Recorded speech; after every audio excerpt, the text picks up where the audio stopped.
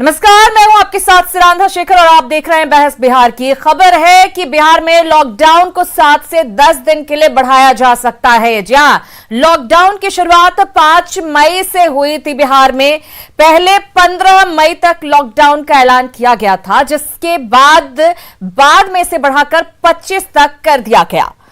Lockdown के बाद से प्रदेश में कोरोना के मामले तेजी से कम हुए, तो 5 मई से लगाया गया 25 मई तक लॉकडाउन को अब बढ़ाया जा सकता है। रिकवरी रेट में काफी बेहतरी देखने को मिली। क्राइसिस मैनेजमेंट ग्रुप लॉकडाउन बढ़ाने के पक्ष में। सूत्रों के हवाले से यह खबर मिल रही है, सीएम नीतीश कुमार लॉकडाउन बढ़ाने का ऐलान कर सकते हैं। शाम तक यह खबर सामने आ रही है। हम आपको बता दें, सरकार हालात को पूरी तरह कंट्रोल करने के लिए लॉकडाउन बढ़ाने के पक्ष में नजर आ रही है। सीएम नीतीश खुद पूरे हालात पर नजर बनाए हुए हैं। साथ ही मुख्य सचिव भी लगातार सभी जिलों के डीएम से ताजा स्थिति की जानकारी ले रहे हैं। बताया जा रहा है कि बिहार के सभी जिलों की जमीनी जानकारी लेने के बाद ही सरकार इस निष्कर्ष पर पहुंची है कि प्रदेश में लॉकडाउन 3.0 लगाया जाए। हालांकि अभी इसका औपचारिक ऐलान बाकी है। बहुत संभव है कि क्राइसिस मैनेजमेंट ग्रुप की बैठक के बाद इसका ऐलान कर दिया जाए। हालांकि केस कम होने पर कुछ लोग लॉकडाउन में रियायत की मांग भी करने लगे हैं, लेकिन क्या अभी ढील देना सही होगा या फिर लॉकडाउन का और सख्ती से पालन करना होगा? आज इसी पर चर्चा करेंगे और हमारे सभी मेहमान हमारे साथ जुड़े हुए हैं। उन्हीं से करते हैं चर्चा की शुरुआत। डॉक्टर उमेश बदानी, पटना एम्स के डीन हमारे साथ जुड़े हैं। बहुत स्वागत है सर आपका। डॉक्टर निष्का सिन्हा, आईजीआईएमएस की मनोचिकित्सक हैं, आपका भी बहुत स्वागत। कुंतल कृष्णा हमारे साथ जुड़े हुए हैं, कांग्रेस नेता। साथ ही हमारे साथ जुड़े हुए हैं बीजेपी प्रवक्ता प्रेम रंजन पटेल भी। आप सभी का बहुत बहुत स्वागत है। सबसे पहले लेकिन यही जानना चाहूंगी उमेश बदानी जी आपसे, डॉक्टर उमेश बदानी, कि जिस तरीके से सरकार ने पूरी तरह से सोच विचार कर बैठक करने के बाद यह फैसला, कहा जा रहा है कि लॉकडाउन लगेगा, आप इस पर क्या प्रतिक्रिया देना चाहेंगे? एक सही फैसला, क्योंकि लगातार लॉकडाउन लागू होने के बाद जो मामले कोरोना के बढ़ रहे थे उसमें कमी दर्ज की गई है। धन्यवाद। लॉकडाउन जो लगा है उसको तो उसका जो परिणाम है वो तो अभी सामने आ रहा है। जिस तरह से केसेज बढ़ रहे थे और जिस तरह से इस लॉकडाउन में जो केसेज कम हुए हैं, तो ये तो एक परिणाम दर्शा ही रहा है कि लॉकडाउन इस तरह से सफल रहा है।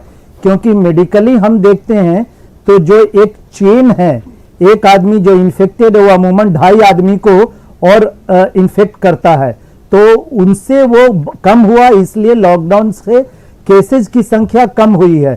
लेकिन अब इसको कितना दिन तक बढ़ाया जा सकता है, क्योंकि अब करीब करीब 2 साइकिल डिजीज का लॉकडाउन के कारण कम हो गया है, तो तीसरा साइकिल भी ये कारगर होगा या नहीं होगा ये बहुत मुश्किल है। लेकिन हाँ, लॉकडाउन के अच्छे परिणाम आए हैं और भारत ही नहीं विश्व के बहुत देशों ने लॉकडाउन लगाया और उसके अच्छे परिणाम हुए।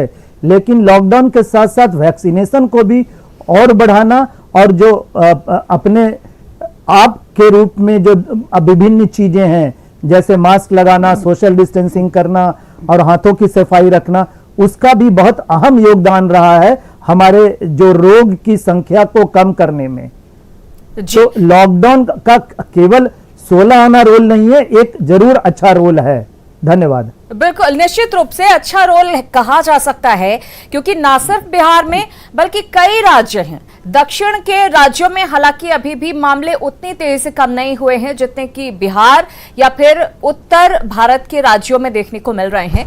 लेकिन हाँ, तमाम जगहों पर जहां जहां पर, चाहे तेलंगाना हो, चाहे कर्नाटका हो, चाहे केरला हो, हर जगह पर लॉकडाउन लगाया गया और इनका असर भी देखने को मिला। चाहे दिल्ली हो, हर जगह पर हमने देखा कि मामले में बहुत ज्यादा कमी दर्ज की गई है। और लेकिन इस बीच में जो बात निकलकर सामने अब आ रही है लॉकडाउन को बढ़ाने को लेकर, कुछ लोग ऐसे भी हैं जो ये कहते हैं कि नहीं, अब जब मामले कम हो रहे हैं और जो WHO है उसकी गाइडलाइन है कि भाई अगर 5% से कम आपका रेट रहता है, बढ़ने का पॉजिटिविटी रेट रहता है, तो 2 हफ्ते तक अगर इसको आप बनाकर रखते हैं तो फिर लॉकडाउन को हटाया जा सकता है, उसमें ढील दी जानी चाहिए। डॉक्टर निष्का सिन्हा, आपको क्या लगता है क्या ढील देना सही होगा या फिर अभी इसको बरकरार रखना चाहिए? मुझे लगता है कि जैसे मतलब एज ए साइकेट्रिस्ट मैं ये कहना चाहूँगी कि वी ऑल नो कि घड़ी मुश्किल है and acceptance is the key. हमें एक्सेप्ट करना होगा कि टाइम्स आर डिफिकल्ट। सो ये इंपॉर्टेंट है हमें जानना कि what is in our hands and what is not in our hands.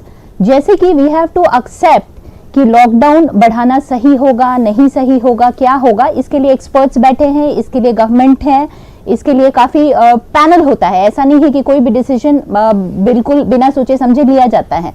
So as like हमें उस पर ध्यान नहीं देना है कि क्या हम नहीं, जो हमें नहीं सोचना है। हमें जैसे कि कई बार आता है ना थॉट्स कि क्या होगा, कब तक लॉकडाउन रहेगा, वैक्सीन इफेक्टिव होगा कि नहीं, आगे जाके जैसे बाकी लोग क्या कर रहे हैं।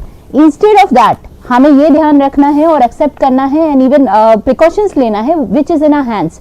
लाइक हमारे हाथ में है टू गेट वैक्सीनेटेड, कि हम इंफोडेमिक से बचें, बिना मतलब का जैसे न्यूज चैनल एंड वो सर्फिंग और इवन नेगेटिव न्यूज से बचें, खुद को पॉजिटिव रखें, एक्टिविटी शेड्यूलिंग हम कहते हैं कि एक प्रॉपर टाइम प्लान फॉलो करें एंड देन अपने को जैसे रूमर्स से बचा के रखें, that is also very important.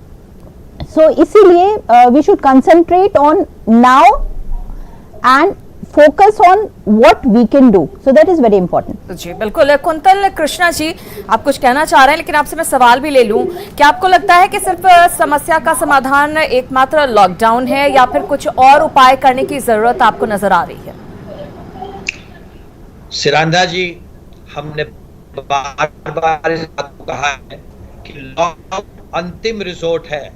Lockdown has to be the last resort. अभी सरकार ने एक बैठक बुलाई है अपने क्राइसिस मैनेजमेंट ग्रुप की एंड गवर्नमेंट इस बात पे डिसाइड कर रही है अपने अधिकारियों के साथ कि लॉकडाउन बढ़ाया जाए या नहीं। परिणाम बहुत अच्छे हैं अनडाउटेबली, और ये सरकार को निर्णय लेना है कि लॉकडाउन बढ़ाया जाए या नहीं। पर मैं ये बात कहना चाहूंगा कि लॉकडाउन अंतिम रिजोर्ट है, लॉकडाउन सबसे अंतिम कड़ी है। पर सरकार को जनता की आवाज की तरह मैं एक बात कहना चाहता हूं सरकार से कि सरकार को लॉकडाउन बढ़ाने के साथ और भी वो उपाय करने पड़ेंगे इस महामारी से लड़ने के लिए। मसलन सुझाव देना चाहेंगे आप? जी बिल्कुल बिल्कुल सिरांधा जी। सुझाव नंबर 1, टीकाकरण इतनी धीमी गति से है, टीकाकरण की गति को सरकार क्यों नहीं बढ़ा रही? टीकों की उपलब्धता क्यों नहीं बढ़ाई जा रही? क्यों नहीं बिहार सरकार केंद्र सरकार को इस बात को कह रही है कि वो 35,000 करोड़ रुपए जो बजट में टीकाकरण के प्रावधान में थे उनको रिलीज करके बिहार जैसे प्रदेश को टीकों की संख्या बढ़ाई जाए? पहली बात। दूसरी बात, लॉकडाउन बढ़ाने के विचार के साथ साथ हमें उन चीजों पे भी ध्यान देना होगा जिनका लॉकडाउन से सीधा सीधा सरोकार है। सिरांधा जी, लॉकडाउन का एक सबसे बड़ा जो इफेक्ट होता है वो जो अंतिम आदमी है समाज का, अंतिम आदमी समाज का जो होता है, वो अंतिम आदमी लॉकडाउन जैसे कार्यक्रम के दरमियान, लॉकडाउन जैसे प्रतिबंधों के दरमियान खाली पेट सोने के लिए मजबूर हो जाता है जी। तो सरकार अगर लॉकडाउन बढ़ाने जैसे उपायों पर विचार कर रही है तो मेरा सरकार से आग्रह है कि इन चीजों पे भी विचार करे कि जो कल्याणकारी योजनाएं हैं उस अंतिम आदमी के लिए वो सुचारू रूप से चले। There should not be a tokenism in those plans and those programmes. Tokenism से काम नहीं चलेगा। तीसरी बात, सरकार को इस बात का बहुत ख्याल रखना पड़ेगा कि आपदा की इस घड़ी को कुछ लोग, मैं सारी की सारी व्यवस्था को ब्लेम नहीं करना चाहता, पर यह बात मैं बिल्कुल पूरी जिम्मेदारी के साथ कहता हूं कि आपदा की इस घड़ी को कुछ लोग अवसर की तरह इस्तेमाल करते हैं और आपदा की इस घड़ी में काफी प्रोग्राम्स में भ्रष्टाचार अपनी चरम सीमा पे चला जाता है। मैं बिहार की सरकार से इस बात को कहना चाहता हूं कि आप इस तरह के निर्णयों के साथ हमेशा समाज के उस अंतिम आदमी के विषय में सोचें और प्लीज इंश्योर करें कि वो भूखा न सोए। इंश्योर करें। जवाब ले लेते हैं प्रेम रंजन पटेल जी, जिन समस्याओं पर ध्यान आकृष्ट करा रहे हैं कुंतल कृष्ण, आपको नहीं लगता कि वो वाजिब हैं और उनको दूर करने की जरूरत है? खास तौर से सिर्फ लॉकडाउन की अगर हम बात करें साइड इफेक्ट की, तो वही अंतिम पायदान पर जो व्यक्ति है उसको सबसे ज्यादा इफेक्ट कर रहा है, उसको मदद मिलने की जरूरत है, और साथ ही साथ कि टीकाकरण को बढ़ाया जाए।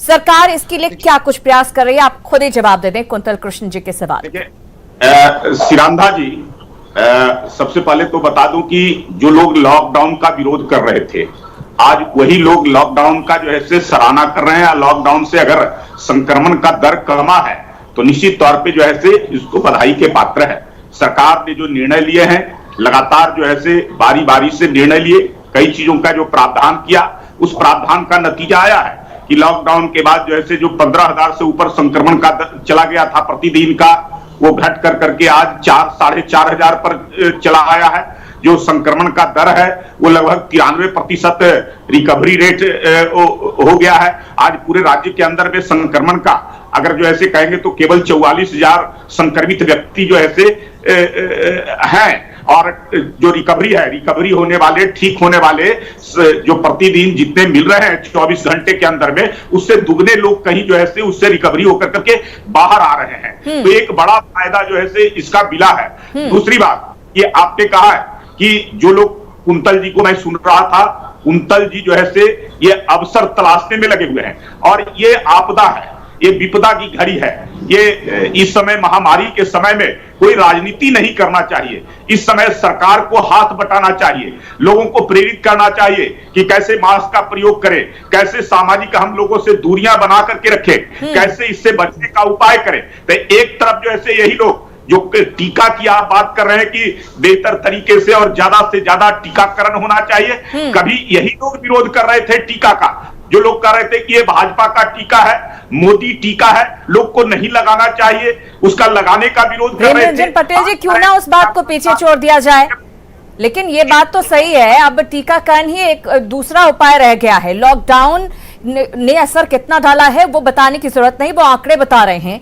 और उसके अलावा अगर तेजी से टीकाकरण हो तो उसका फायदा मिल सकता है। अब जब स्वीकार कर रहा है विपक्ष तो आपत्ति क्या है? अब छोड़ दीजिए ना उस बात को पीछे। मैं तो कह रहा हूं कि भारत का WHO ने भी भारत की सराहना किया है।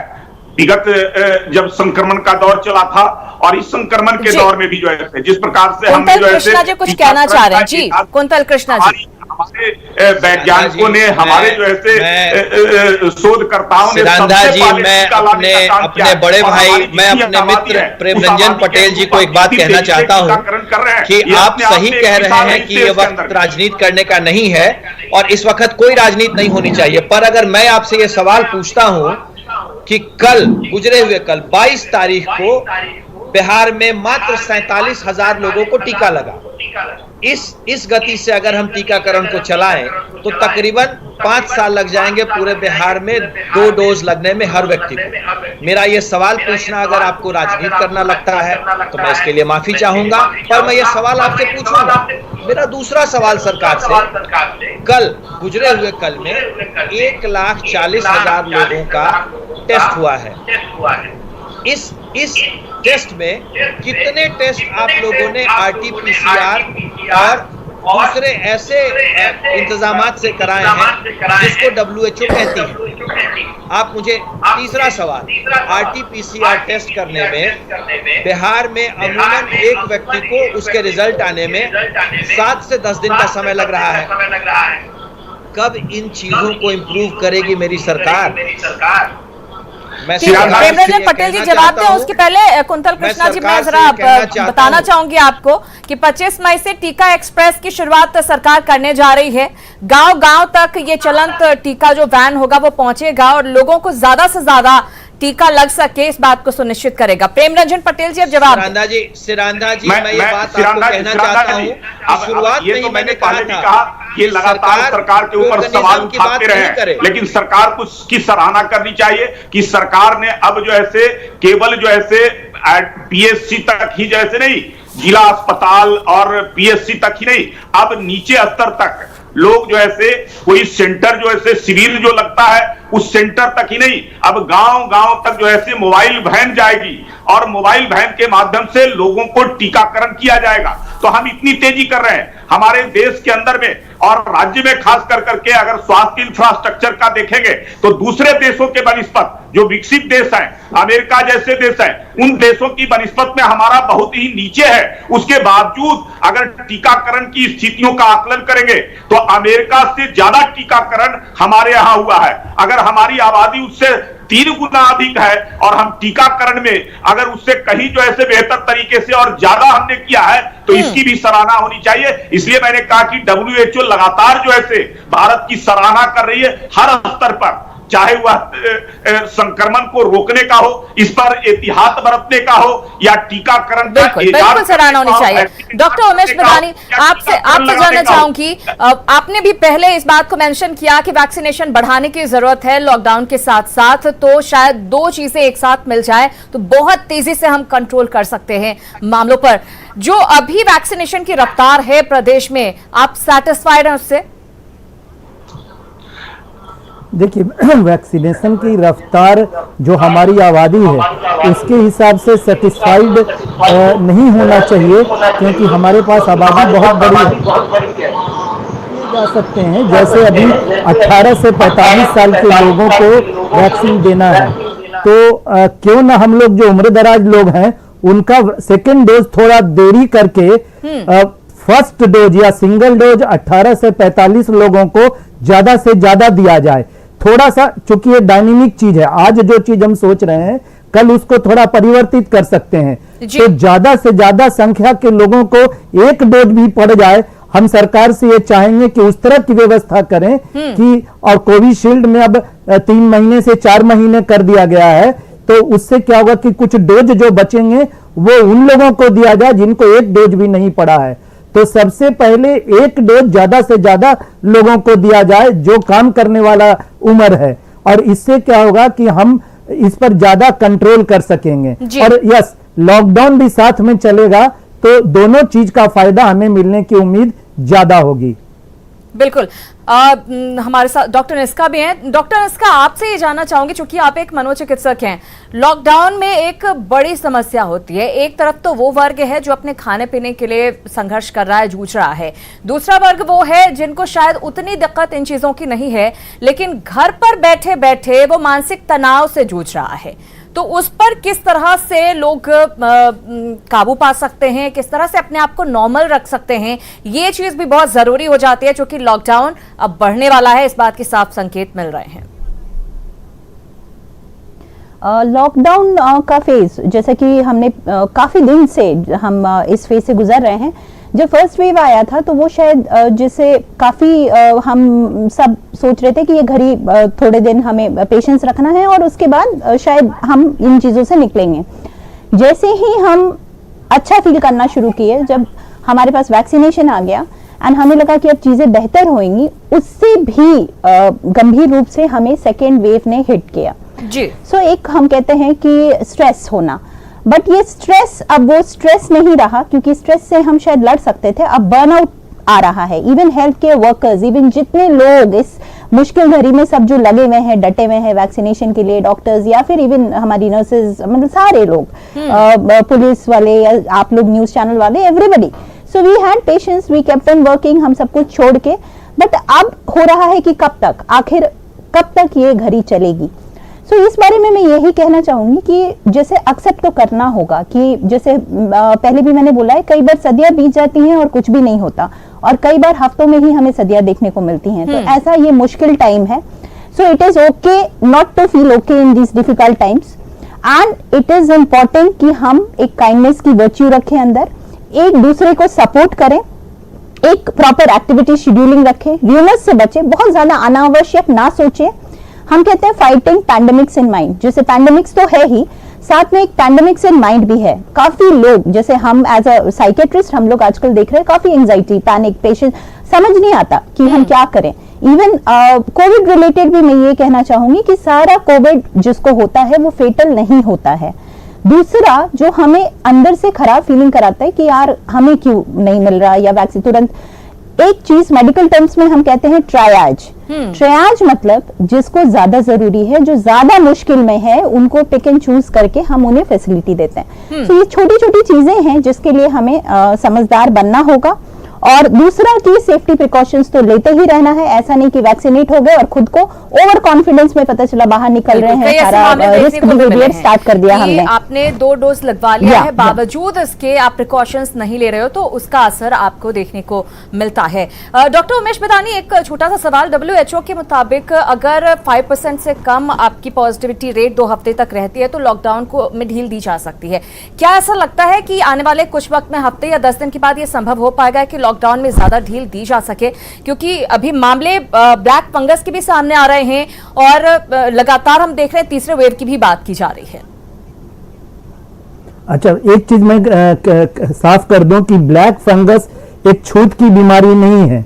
एक आदमी से दूसरे आदमी को ब्लैक फंगस नहीं होता है। कोविड या कोरोना एक आदमी से दूसरे आदमी को होता है। तो मैं आम जनता के लिए बता दूं कि ब्लैक फंगस को कोविड जैसा ना समझें। ब्लैक फंगस अपने कारण किसी आदमी का रोग प्रतिरोधक क्षमता कम हो गया है और कोविड से भी अगर वो पीड़ित है तो उसके कारण जो दवाएं दी गई है उसके कारण उसको हो रहा है, ना कि छूत के कारण। पहली बात। 5% से कम हो जाएगा, यह अपने आप में कहता है कि अब समाज में कम लोग हैं जिनको बीमारी है और ज्यादा लोग ऐसे हैं जिनको बीमारी नहीं है। तो अब लॉकडाउन खोलना चाहिए, ये सही बात है, ये वैज्ञानिक अध्ययन से सिद्ध हुआ है। लेकिन कैसे खोलना चाहिए? मेरे विचार से जो आउटडोर एक्टिविटीज हैं, जैसे पार्कों में खेलना, मॉर्निंग वॉक करना, उनको अलाउ करना चाहिए। लेकिन हाँ, अभी बहुत दिनों तक ब्याह शादी की भीड़, बर्थडे की भीड़, रेस्टोरेंट में भीड़, डांस फ्लोर में भीड़ और थोड़ा सा जिम में भी अभी भीड़ कम होना चाहिए, क्योंकि वहां बहुत पसीना आता है, आपस में लोग मिलते हैं और मुंह ढक करके एक्सरसाइज नहीं कर सकते हैं। तो एक वैज्ञानिक तरीके से एक कमेटी बना करके जिसमें एक्सपर्ट लोग हों, वो मिल करके धीरे धीरे लॉकडाउन को खोलें और समय भी बढ़ाएं, क्योंकि हमको उनके बारे में भी सोचना है जो रोज कमाते खाते हैं। बिल्कुल, निश्चित तो रूप से इसके लिए भी देखते हुए हमें लॉकडाउन को थोड़ा जी। प्रेम रंजन पटेल जी, आपसे ये जानना चाहूंगी, अभी चूंकि खरीफ फसल के लिए खेतों में काम शुरू हो जाएगा और जो खाद बीज और कृषि से संबंधित दुकानें हैं वो 2 दिन ही हफ्ते में खोला जा रहा है, तो क्या हम ये मानकर चले कि जो अभी तीसरा लॉकडाउन होगा उसमें ढील दी जा सकती है, क्योंकि किसानों के लिए वो बहुत जरूरी होगा? देखिए, आवश्यक है कि कृषि कार्य बाधित न हो। कृषि क्षेत्र से लगे हुए लोगों को, चाहे वो किसान हो, मजदूर हो या कृषि कार्य में लगे हुए अन्य लोग हों, चाहे दुकानदार हों, उन सबको जो है कुछ न कुछ जो है छूट की आवश्यकता है, ताकि वो बाधित ना हो। पूरी आबादी जो है देश की उसी पर निर्भर करती है, उसी से उनका भरण पोषण होता है, उसी से वो आगे जो है सरवाइव कर सकते हैं। तो निश्चित तौर पे उस पर जो है सरकार पूरे ध्यान से इन सब चीजों को रख रही है और उसमें कोई बाधा ना उत्पन्न हो, इस बात का ख्याल रख रही है। कृषि कार्यों में अब भी जो है सरकार लोगों को जो है, चाहे कृषि सलाहकार हो, कृषि से जुड़े हुए पदाधिकारी हो, व्यक्ति हो और कृषि कार्य से जुड़े जो लोग हो, किसान हो, उनको कहीं परेशानी ना हो, दिक्कत ना हो, चाहे बीज का, खाद का या अन्य चीजों का, उपकरणों का, उस बात का ख्याल सरकार लगातार रख रही है और उनको आसानी से उपलब्ध हो जाए, इस बात को जो है हम पूरी तौर पर तत्परता से काम करने का काम कर रहे हैं। चाहे उनके कृषि उपज का क्षेत्र हो, आज जो है गेहूं का खरीद का हो, तो वो सरकार खुद कर रही है कि पैक्सों के माध्यम से किसानों के अगर घर पर जाकर करके खरीदना हो तो वहां जाकर करके सोशल डिस्टेंसिंग बनाते हुए और उनके जो है वो गेहूं की खरीद आसानी से हो जाए, ताकि उनको परेशानी, किसानों को परेशानी किसी बात का ना हो। अभी प्रधानमंत्री ने, आपने देखा कि खास कर करके पूरे देश के किसानों को, बिहार के भी किसानों को और जो किसान सम्मान निधि का है उन्होंने देने का काम किया। उसके अलावा जो है जो डीएपी खाद होता है उसकी कीमतों को 140% कम कर सवाल भी ले लेती हूँ। गांव के लोग ज्यादा लापरवाह नजर आ रहे हैं, हमने जो बीते कुछ दिनों में देखा, और इसकी वजह से ये हो रहा है कि मामले गांव में बढ़ रहे हैं। तो ऐसा लगता है कि गांव में सख्ती बढ़ाने की जरूरत है। कुंतल कृष्णा जी। सिरांधा जी, मैं फिर से और पूरी जिम्मेदारी से कह रहा हूं कि लॉकडाउन किसी भी मसले का अंतिम रिजॉर्ट होना चाहिए, सबसे अंतिम रिजॉर्ट। लॉकडाउन के साथ साथ मैं 15 साल से बिहार की सत्ता में काबिज अपने दोस्तों को एक बात बड़ी जिम्मेदारी और बड़ी स्पष्टता से कहना चाहता हूं, लॉकडाउन बढ़ाने के साथ साथ आपको कुछ और चीजों पे ध्यान देना ही देना होगा। पहली बात, सबसे पहली बात, टीकाकरण बढ़ाएं। आप जिस रफ्तार की बात कर रहे हैं, मैं सिर्फ आपको आंकड़े बता देता हूं। 22 मई यानी कल कुल दिए गए टीकों की संख्या 47,000 और 18 से 45 वर्ष के आयु के बीच के लोगों को दिए गए टीकों की संख्या 26,000। इस रफ्तार में अगर आप अपनी पीठ थपथपाना चाहते हैं तो इन लोगों ने भड़काने का काम किया था कि टीकाकरण न ले, पहले जो ऐसे भाजपा के लोग ले, सरकार में बैठे लोग ले, सरकार के लोग ले, तो सत्ताधारी दल के लोग ले, उसके बाद जो ऐसे आम जनता लेंगे। पटेल तो जी, कम से कम भड़काने का काम न करे, कम से कम लोगों को प्रेरित करे कि अधिक से अधिक लोग टीकाकरण केंद्रों पर जाकर ये टीका जो है इफेक्टिव है और लोगों को देना चाहिए। कृपया बात सुने, सरकार में बैठ के बात सुनने की भी क्षमता होनी चाहिए। दूसरी बात बहुत स्पष्ट, आप कृपया टेस्टिंग बढ़ाएं। तीसरी बात जी, स्वास्थ्य सुविधाओं को बेहतर करें। अगर आप चाहते हैं, बिल्कुल निश्चित रूप से देखिए, स्वास्थ्य सुविधाओं को बेहतर करने की जरूरत तो हमेशा से रही है और आगे भी रहेगी। और खास तौर से जो ये महामारी आई है उसने ना सिर्फ किसी एक राज्य की बात है बल्कि कई और राज्यों की पोल खोलकर रखती है कि स्वास्थ्य व्यवस्था में लोग किस तरह से काम करते हैं। चीजें उपलब्ध होने के बावजूद भी सही तरीके से काम नहीं हो पाता है। जहां व्यवस्थाएं होनी चाहिए, जहां सुविधाएं होनी चाहिए, वहां पर नहीं होती हैं। तो इसको दुरुस्त करने की जरूरत तो जरूर है, लेकिन सरकार इसके लिए लगातार प्रयासरत है और कोशिश यही की जा रही है कि किस तरीके से मामले कोविड के कम हो, चेन को तोड़ा जा सके और ये कोविड पूरी तरह से खत्म हो जाए। और इसी को लेकर शाम तक का इंतजार करना पड़ेगा जब सरकार खुद ऐलान करेगी, मुख्यमंत्री शायद खुद ऐलान करे इस बात का कि लॉकडाउन 7 या 10 दिन के लिए बढ़ाया जा रहा है, क्योंकि इसके सकारात्मक परिणाम देखने को मिल रहे हैं। आप सभी मेहमान हमारे साथ चर्चा में शामिल हुए, आप सभी का बहुत बहुत धन्यवाद। लेकिन लगातार खबरों का सिलसिला जारी है। एक बार अपील जरूर आप सभी से करना चाहूंगी कि तमाम एहतियात बरतते रहें, कोई ढील इसमें ना ले। चलिए, इसी के साथ मुझे दीजिए इजाजत, लेकिन खबरों का सिलसिला लगातार जारी है।